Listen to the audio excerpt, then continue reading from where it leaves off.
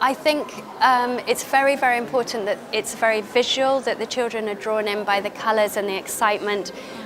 When I was creating Tales on Moon Lane, I wanted it to feel like a toy shop or a sweet shop, so that it had the same kind of children with hungry eyes at the window wanting to come in, and that it wasn't about children, about parents taking their children into the shop, but the children dragging their parents into the shop. Yes, absolutely, it's very important. I think it's difficult now because books take a little longer to get into than some of the instant things that children are used to. Having wonderful window displays and how you display the books and storytelling, I think, is a very important part of helping children on that journey into the book.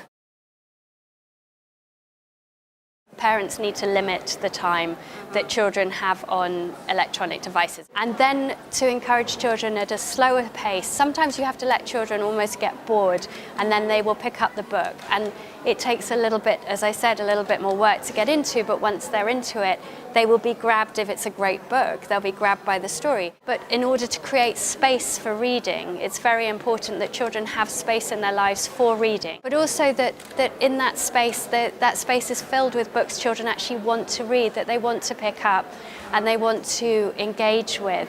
And parents can help a lot with that by reading to their children all the time, reading to them every night when they go to bed, because it gets children into the habit of reading. And if you get children into the habit of reading from a very, very young age, that habit stays with them.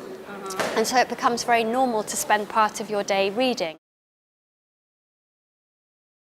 The right book for them? Yeah. Children know. So if you take the child to a bookshop and let them choose their books from a good bookshop that already has narrowed the range down to a really good range of books, let the child choose, because the child knows what it wants to hear, what it likes to read, and you need to learn to trust the child to choose the books that they're interested in. And then you can ask the bookseller also for advice.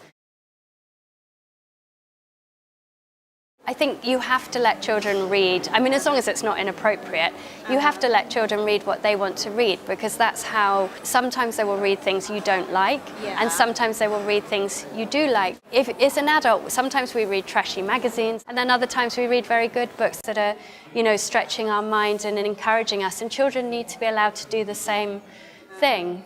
But one of the things that's very useful is to get audio books.